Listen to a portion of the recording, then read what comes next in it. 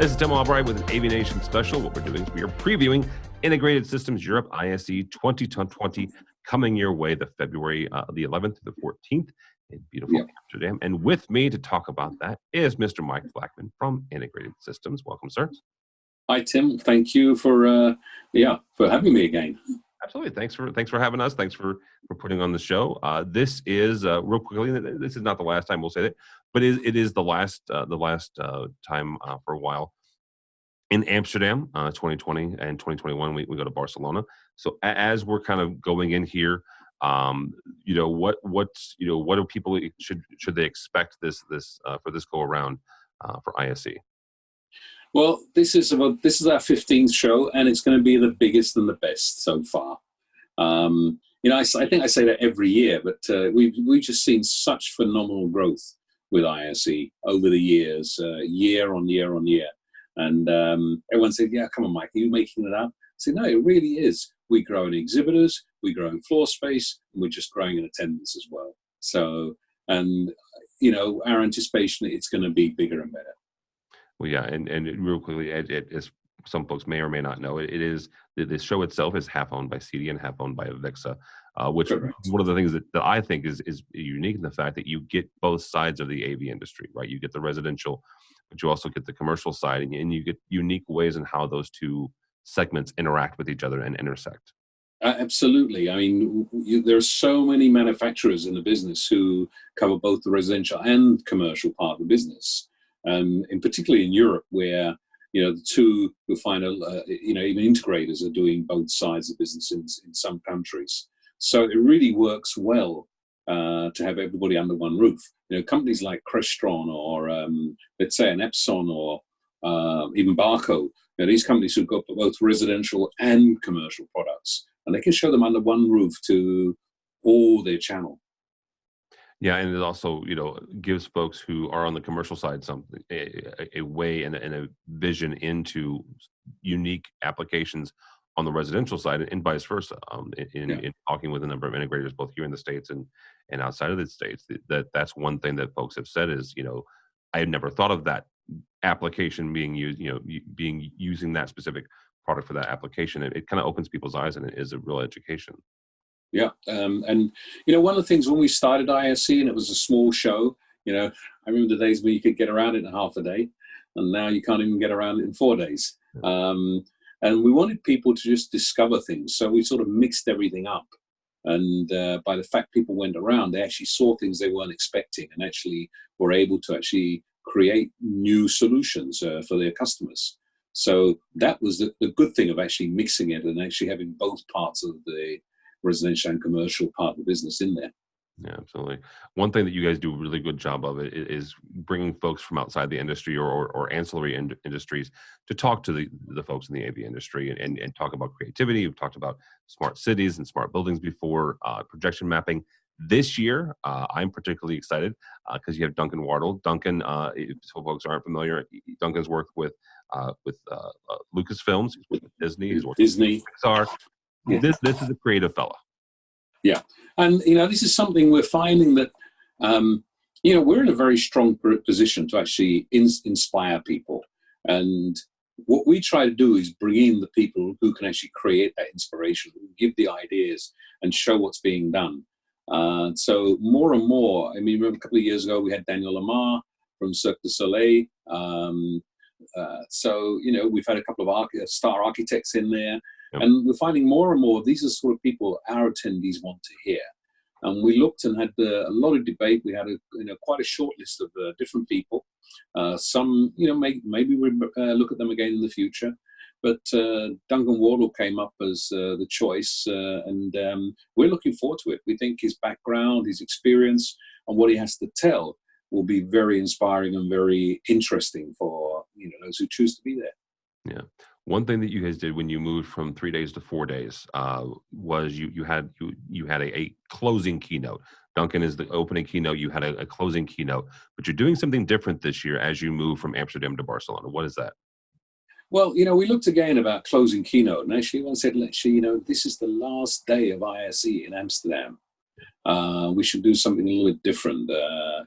It's not just a closing keynote; it's closing the show in Amsterdam. So, we looked hard and thought the ideas, and we're actually going to be showing a little bit about, our history in Amsterdam, how the show developed there, but also talking about what we're going to be doing in Barcelona. We'll have a few dignitaries in, some pretty good people coming in from Barcelona as well to actually tell and show how welcoming and how much the city wants to be behind ISE and welcome our attendees and exhibitors to this beautiful city. Yeah, absolutely. As we wrap up here, one piece of advice you gave me years ago when we first came to ISE was give yourself a day, right? Give yourself a day because it's a beautiful city, and I would echo that and echo your advice there for those of folks who are coming for the first time or even the last time, right, to Amsterdam and ISE. But as we were making our plans, what's one or two things that you think that people need to really kind of hone in on as we get ready for Integrated Systems Europe? In terms of the show or in terms of the city? Both, actually. Okay, so if we talk about the show, I mean, Duncan Warner is definitely one of our highlights. Come in on Monday. That's going to be Monday evening, starts at 6 o'clock. And I believe it will be very, very inspiring. We're going to be doing projection mapping again. So you're going to see this time we're doing on the RAI itself. Got a lot of the partners from last year and a few more. Some really interesting stuff. I've seen some of the animations already. Let it all be a surprise for everybody, but I think it'll be quite spectacular. And I think it's quite something to actually do it on the RAI itself, being our last day there, or last week there. We've got a whole host of conferences running, both in the RAI and the Acora. Some of you may remember last year we ran quite a few conferences up the road at the Acora. It's a 7-minute walk from the RAI, totally different atmosphere. We're running all of those again, plus a couple more. So you're going to see VR, so our XR conference, digital signage. We're launching a new one this year as well, which will be for control rooms. Then, I mean, it's just a host of new things we're doing, both in the Acora and at the RAI, on the conference side. We've got the main stage again. This time it's going to be in Hall 15.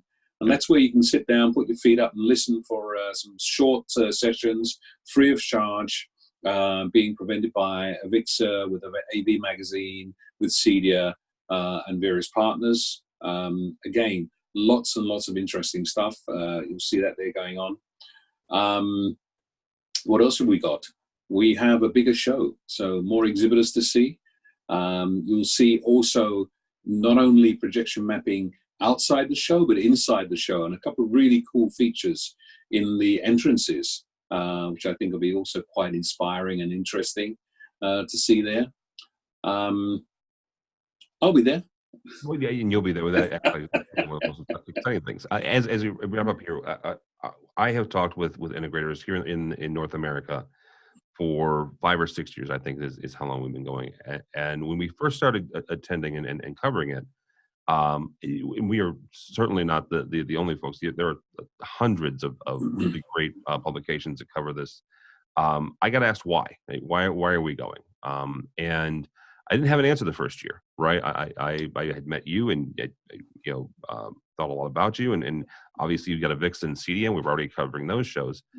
It has turned into, though, the first stop for releasing products for the year, right? I think you and I talked about this a couple months ago. You had over 200 or 250 product announcements that you guys knew of, right? Yeah, and there are even more. I mean, we're very lucky, and that when we decided on moving to Barcelona, the other question we asked the industry was, should we consider moving this to a different date?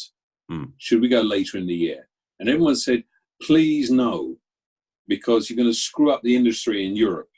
I said, what? I said, well, there are so many product launches that it slows down the buying in that first couple of weeks of January, because everyone's waiting for ISE. And if we move it any later, then it will slow down business, in February as well.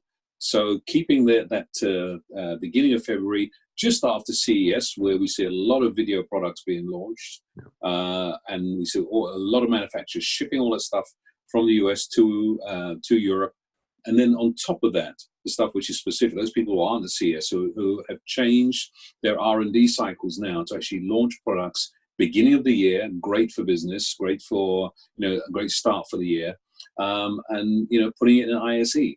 So that's the reason why the publications come, and because they've got a lot to report about. Yeah. If you could talk to an integrator here in North America, what would you say? What would you be your reason for coming to the show? If you want to keep ahead of the business, this is an industry where the changes aren't happening once a year. They're happening several, throughout the year. And it's a good reason. Trade shows have become always the key place where most manufacturers are launching new products. So you'll see it at ISE. You'll see product launches at Infocom show. You'll see product launches at CEDIA. So throughout the year, we're the first stop, as you say. On top of that, it's a great place to actually see what's happening business-wise in different areas. What we're seeing a lot of is happening is North American integrators doing work in Europe or in the Middle East, outside of the US. And it's a great place to go and meet those customers or partners, just to see, it's great doing business like this and talking video conferencing. This is what our business is about. But, pressing the flesh and having that face-to-face interaction does make a difference as well. Absolutely. Absolutely does. All right. Mike Blackman from ISE. If somebody wants to get more information or find out how to register for Integrated Systems Europe, again, the 11th through the 14th of February, how do they do that?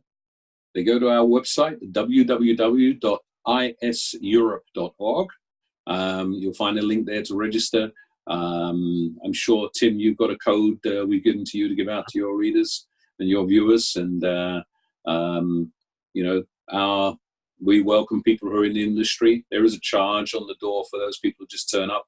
It's more of a deterrent. But if you're watching AVNation, then you're obviously a person we want at the show. So get your free code from Tim, and we look forward to seeing you there. All right, very good. Mike Blackman, Managing Director for Integrated Systems. Yeah, Mike's right. If you want to get the code here, we'll put a link on this page as well. For us, for AVNation, go by the website, avnation.tv. That's avnation.tv, and follow along as we also head to Amsterdam one last time in ISE 2020 from the RAI, February 11th through the 14th. You can follow along here. You can come by and hang out with us in Amsterdam. But you can come by our special ISE 2020 section, all that and more at avnation.tv. AVNation.